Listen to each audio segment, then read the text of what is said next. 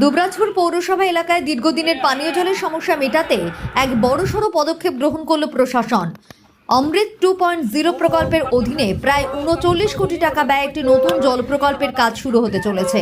আজ দুবরাজপুর পৌরসভার ১ নম্বর ওয়ার্ডের রঞ্জন বাজার ফুটবল মাঠ সংলগ্ন এলাকায় এই প্রকল্পের জন্য বিশেষ পুজোর মাধ্যমে শিলান্যাস করা হয়। এই প্রকল্পের মূল লক্ষ্য হলো শহরের প্রতিটি ঘরে পরিশ্রুত পানীয় জল পৌঁছে দেওয়া।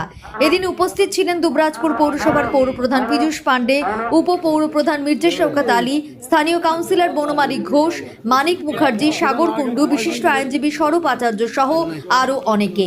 পৌরপ্রধান পীযূষ পাণ্ডে জানান, এই প্রকল্পের মোট বরাদ্দ ৩৯ কোটি টাকা।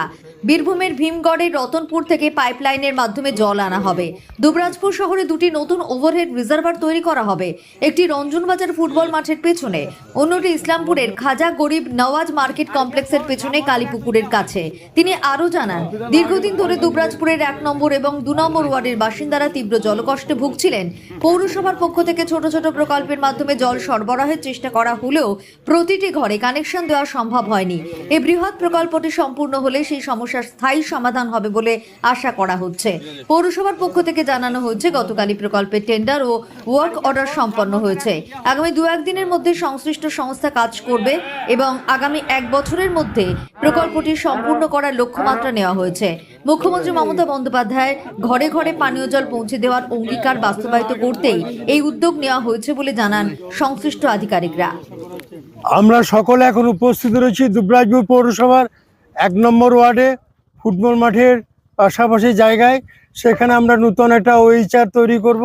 এটা হচ্ছে আমাদের অমৃত 2.0 প্রকল্পে দুবরাজপুর শহরে ৩৯ কোটি টাকার একটা প্রকল্প, যে প্রকল্পের মাধ্যমে জল ভীমগড়ের কাছে সেই রতনপুর থেকে আসবে এবং এখানে দুবরাজপুর শহরে দুটো ওইচার অর্থাৎ ওভারহেড রিজার্ভার হবে। একটা এই রঞ্জনবাজারের ফুটবল মাঠের পেছনে, একটা হবে আমাদের ইসলামপুরে খাজা গরিবে নওয়াজ মার্কেট কমপ্লেক্সের পেছনে ওই কালীপুকুরে। এবং এই হলে আমাদের দুবরাজপুর শহরে যে পানীয় জলের একটা চরম সংকট রয়েছে সেটা আমরা সেই সংকট মুক্ত করতে পারবো। বিশেষত আমাদের ১ নম্বর এবং ২ নম্বর ওয়ার্ডে জলের সংকট দীর্ঘদিনের। এখানে হয়তো আমরা ছোট ছোট প্রকল্প করে কিছু জল দিয়েছি, কিন্তু বাড়ি বাড়ি কানেকশন এখনও দিতে পারিনি। এই প্রকল্প কমপ্লিট হয়ে গেলে আমরা দিতে পারবো। এবং এই প্রকল্প একটা বড় প্রকল্প, ৩৯ কোটি টাকার প্রজেক্ট এবং তার টেন্ডার ওয়ার্ক অর্ডার গতকাল হয়েছে।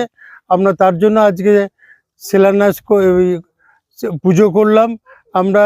এবং এখান থেকেই আমরা ২-১ দিনের মধ্যেই আমার যে এজেন্সি কাজ পেয়েছে সেই এজেন্সিকে আমরা ডেকে কাজ শুরু করতে বলবো।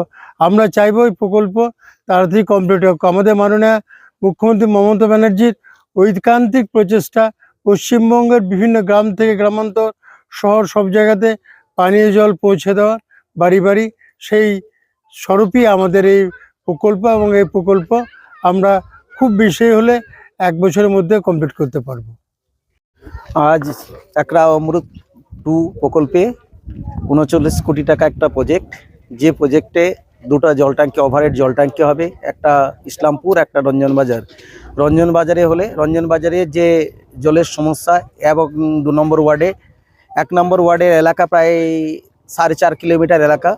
৪.৫ কিলোমিটার যে সমস্ত আদিবাসী পাড়া আছে, এখানে মূলত 4টা আদিবাসী পাড়া, একটা কমিউনিটি পাড়া আছে যেটা আলমবাবাতে জলের ব্যবস্থা করা হয়েছে। ওখানে একটা আদিবাসী পাড়াতে জলের ব্যবস্থা করা হয়েছে।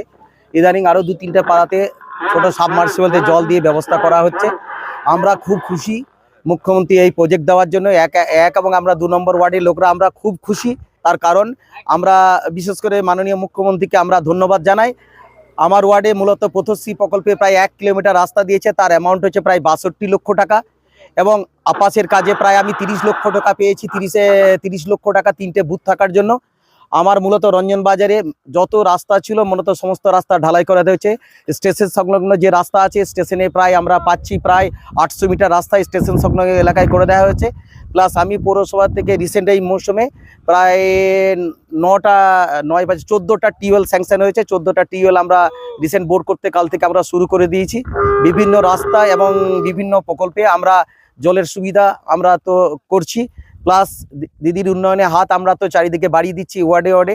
বিশেষ করে সবথেকে আরও বিশেষ আমাদের বড় পাওনা হয়েছে, আমাদের 1 এবং 2 নম্বর ওয়ার্ডে আমরা একটা স্বাস্থ্য পরিষেবা কেন্দ্র পাচ্ছি, সেটাও হয়তো 2-1 দিনের মধ্যে আমাদের উদ্বোধন হয়ে যাবে। আমাদের ওটাও টেন্ডার হয়ে গেছে। এবং দিদির উন্নয়ন, যে চারিদিকে যে দিদির উন্নয়ন, সেই উন্নয়নটাকে মূলত আমরা হাতিয়ার করে চলছি। সামনে আমাদের বিধানসভা নির্বাচন, দিদির উন্নয়নেই আমাদের পথ বলে দেবে এবারে আমরা 26-এ আমরা কোন দিকে যাব।